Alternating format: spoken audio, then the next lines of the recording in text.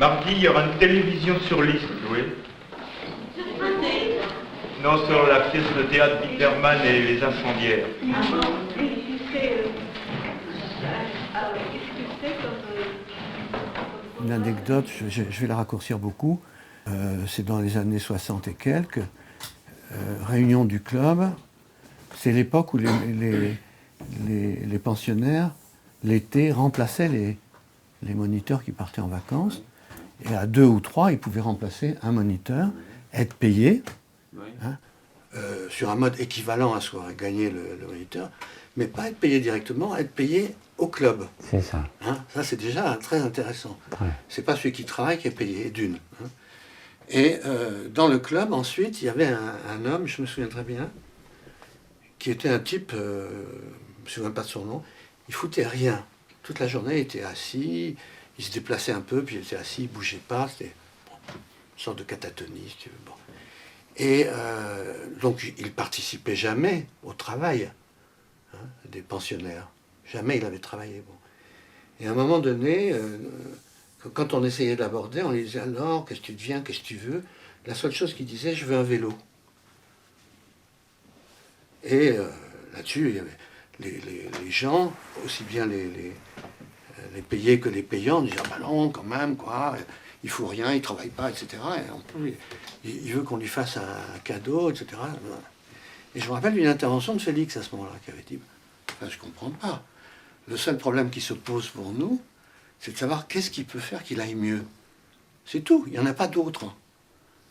Toute autre considération, le travail, la rémunération, la plus-value, tout ça, aucun intérêt pour nous.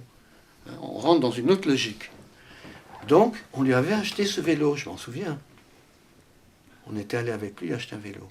Et dans les jours qui ont suivi, il s'est mis à parler avec des gens, hein, à se balader en vélo. C'est un bel exemple. À réparer les vélos, etc., etc. Donc, il avait fallu à un moment donné faire un geste, au fond, qui a une signification presque révolutionnaire, on peut dire, dans la société. Hein, on fait un cadeau à celui qui a montré qu'il était un grand paresseux, quoi, qui ne voulait pas. Voilà. Ça c'est une particularité absolue de la psychothérapie institutionnelle. Exact. Voilà. C'est bien, hein. Il faut garder ça. Hein. Oui. C'est une rupture avec l'économie habituelle, quoi. Oui, c'est ça. Avec l'organisation économique. Mais ça se manifeste tout le temps, ça, cette sorte de résistance à la logique administrativo-économique, quoi. Alors cette résistance, elle est soit interprétée comme une bande de délinquants, quoi, ou bien comme étant justement une occasion pour sortir un petit peu de cette espèce de lourdeur, d'aliénation, pour prendre un grand mot. Oui, mais c'est ça. Hein? Oui, c'est ça. C'est traiter l'aliénation. On voit bien l'exemple extraordinaire que tu dis pour ce type-là, qui foutait rien, et qui était un vélo, et après qui a eu le vélo, pof.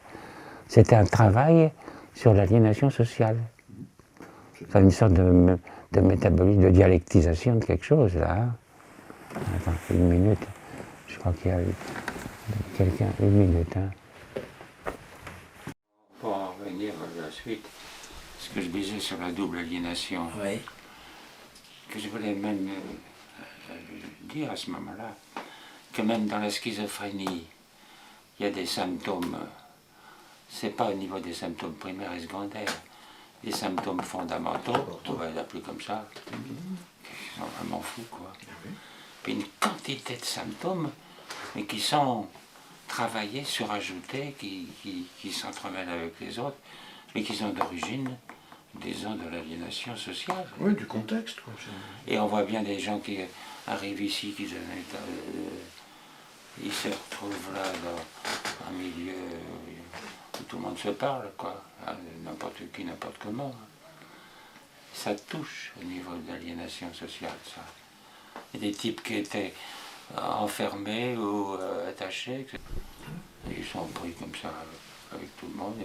Ils viennent faire du vélo, j'aime bien. Alors, c'est la dimension, quand même sur le plan purement psychiatrique, d'un tableau psychiatrique, toujours penser à la double aliénation. l'aliénation psychotique et puis l'aliénation sociale qui empêche d'avoir accès, qui empêche souvent d'avoir accès à la spécificité même de l'endogène, enfin du symptôme fondamental de la schizophrénie. Alors, en poussant un peu, on peut dire dans un milieu quelconque, comme ça, dans la famille ou dans une institution pareille, et de dire, ça se résume en disant, il y a des emmerdeurs, et puis il y a des pas qui sont ceux qui ne sont pas emmerdeurs. Sauf que le grave, c'est que ceux qui ne sont pas emmerdeurs, ils foutent rien, ils sont là immobiles sur une chaise. Ah, ils n'emmerdent pas. Mais c'est justement plus grave. Ah, il y a tout ce côté-là. C'est clair, lecteur? Oui. Bonjour monsieur. C'est ouvert la caisse de dépôt? Claude, oui. Vous pouvez me donner l'argent? Oui. Le secrétaire a décidé de t'attribuer 15 francs. Je t'ai donné.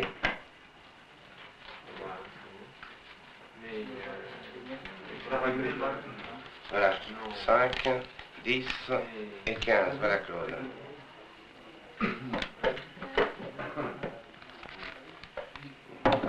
Tu pourras revenir la semaine prochaine? 3 francs s'il vous plaît. Mais qu'est-ce qui reste des processus, des démarches, et comment ça se reproduit et comment ça peut naître? Voilà, ça, donc de façon rétrospective. Absolument. C'est ça que je trouve intéressant. Dans une dimension où on peut Oui, éclairer c'est après. pas la transmission, mais comment on est passé de Saint-Alban à la Borde, de la Borde à Chemla, etc. C'est quoi le cheminement? Ça passe par quoi? On doit pouvoir trouver des choses. Enfin, moi j'ai plein d'idées là-dessus. Je ne dis pas que j'ai tout compris, mais Tu vas l'écrire. j'ai plein d'idées. Oui, je suis en train de l'écrire. Mais c'est ça plutôt, c'est pas la transmission dans l'avenir qui m'intéresse. C'est de savoir comment c'est fait une sorte de, tu sais, comme une mèche, quoi. Comme ça.